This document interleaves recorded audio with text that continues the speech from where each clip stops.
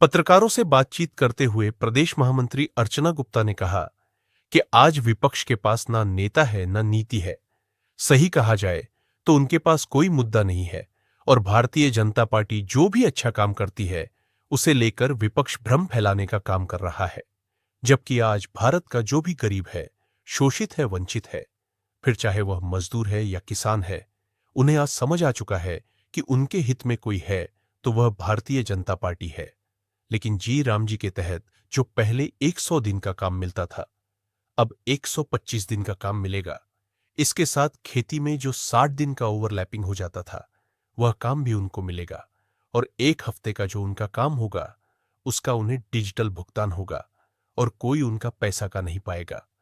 PM गति शक्ति को भी इसके साथ जोड़ा गया है और ग्राम पंचायत और ग्राम सभा जो काम के विकास के लिए काम सुनिश्चित करके देगी, उसे भी इसके साथ जोड़ दिया गया है, जिसके चलते गांव में रहने वाला हर मजदूर मजबूत होगा।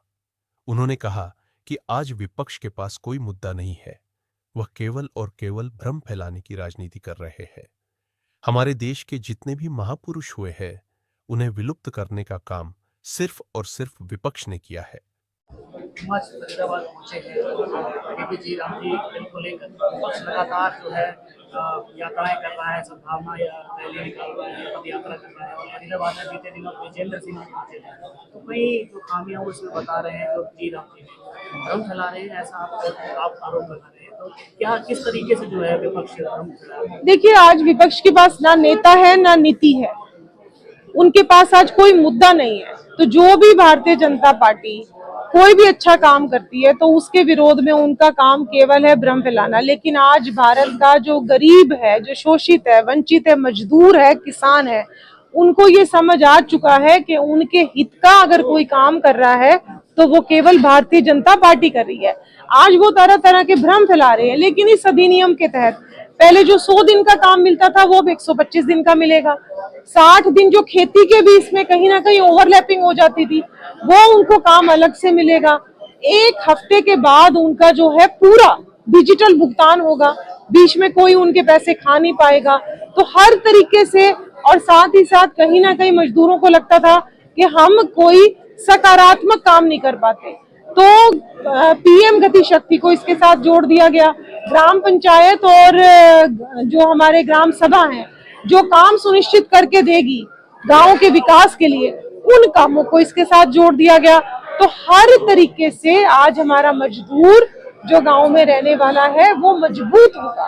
तो इनके पास कोई मुद्दा नहीं है, केवल और केवल लोगों को गुमराह करने का एक प्रयास है। विजेंद्र सिंह आए थे और कांग्रेस नेता तमाम तो कहते हैं कि महात्मा गांधी जी की इस योजना को जो है खत्म करना चाहते हैं, उनके नाम को खत्म करना चाहते हैं। देखिए, आज भारत में जितने भी महापुरुष हुए, चाहे सुभाष चंद्र बोस हुए, चाहे वल्लभ भाई पटेल हुए, चाहे महात्मा गांधी हुए, इन सब के नाम को विलुप्त करने की कोशिश अगर किसी ने करी है तो वो कांग्रेस पार्टी ने करी है। भारत का प्रधानमंत्री बनने के लिए सभी, जब हमारे सांसद गणों की जब बैठक हुई, सबसे ज्यादा वोट किसके पक्ष में पड़े? वल्लभ भाई पटेल के पक्ष में पड़े। लेकिन भारत का प्रधानमंत्री कौन बना? जवाहरलाल नेहरू बना। और आज अगर सुभाष चंद्र बोस जी ने जिस तरीके से भारत की आजादी में एक अपनी भूमिका निभाई, आज उनके नाम को विलुप्त करने में किसने पूरी की पूरी कोशिश करी? कांग्रेस ने। तो जितने लोगों ने आज भारत के लिए काम किया, भारत की आजादी में अपने योगदान दिया, आज कांग्रेस सबको विलुप्त करने में लगी हुई है। महात्मा गांधी जी की अगर हम बात करें तो महात्मा गांधी जी का सपना था कि भारत में राम राज्य की स्थापना हो। उनके मरते हुए शब्द भी थे, हे राम। और उन्होंने ही कहा कि 80% भारत जो है वो गांव में बसता है।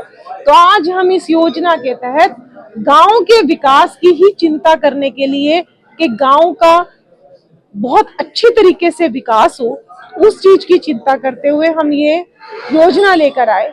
और उसमें जो हम सबके आराध्य हैं, अगर बाय चांस उनका नाम आ जाता है, वीबी जी राम जी, जो महात्मा गांधी जी के भी दिल में बसते थे, तो ये विपक्ष के पास आज कोई मुद्दा नहीं है, क्योंकि हर क्षेत्र में बहुत अच्छे तरीके से सरकार किसानों के लिए, मजदूरों के लिए, चाहे वो हरियाणा हो चाहे पूरा भारत हो। और मैं तो कहती हूँ कि इनको ऐसी यात्राएं करनी चाहिए, क्योंकि जब ये ऐसी यात्राएं करेंगे तो फिर कांग्रेस बिल्कुल जीरो हो जाएगी। जैसे कि हमारे मोदी जी ने एक वो दिया हुआ है कि कांग्रेस मुक्त भारत। तो मैं ये कहती हूँ कि जब ये ऐसी यात्राएं निकालेंगे जिनका कोई बेस नहीं होगा, कोई बुनियाद नहीं होगा, तो बहुत जल्दी ही, अब आज ये 99 पे सिमटे हुए हैं, तो बहुत जल्दी ही हम कांग्रेस मुक्त भारत, कांग्रेस मुक्त हरियाणा पाएंगे। एक और बात कह रहे हैं कि पहले जो बजट होता था 90 और 10 केंद्र सरकार देती थी, 10 सरकार देती थी, लेकिन अब 60-40 कर दिया है। देखिए, केंद्र सरकार का जितना भी बजट होता है उसकी एक फिक्स अमाउंट प्रदेशों को जाती ही जाती है, वो चाहे किसी भी योजना के तहत जाए।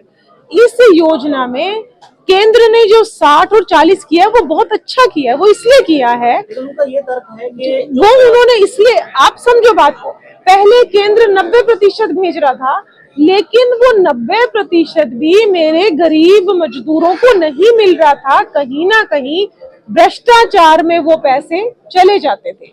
आज जब 60% और 40% किया है, तो 60% जो केंद्र भेजेगी, पहली बात जब प्रदेश सरकार के पैसे लग रहे होंगे तो वो पारदर्शी तरीके से काम करवाएगी, विकास के काम तीव्र गति से होंगे, और जो पैसा केंद्र भेजेगा वो उन मजदूर भाइयों को मिलेगा। क्योंकि जब पहले के प्रधानमंत्री, कांग्रेस के समय जब प्रधानमंत्री राजीव गांधी थे, वो ये कहते थे कि 100 पैसे अगर मैं केंद्र से भेजता हूँ तो 10 पैसे नीचे मिलते हैं, लेकिन मोदी जी अगर 100 पैसे केंद्र से भेजते हैं तो 100 के 100 पैसे डायरेक्ट बेनिफिशियरी ट्रांसफर के तहत पात्र को मिलते हैं। तो अब हम ये योजना भी इसी तहत से लेकर आए हैं कि जितने पैसे केंद्र भेजे वो पात्र को 100% मिले। तो आज विपक्ष के पास कोई मुद्दा नहीं है, लेकिन अब ये है कि कुछ तो करना है। मैं कहती हूँ और तीव्र गति से काम करना चाहिए, ताकि हरियाणा में जितनी सीटें उनकी आई हैं अगली बार उतनी भी ना आ पाए, क्योंकि विपक्ष के पास, उनके पास कोई सकारात्मक बात होनी चाहिए। भ्रम और झूठ उसके पैर नहीं होते। बहुत जल्दी लोगों को बहुत जल्दी सारी बातें समझ में आ जाती।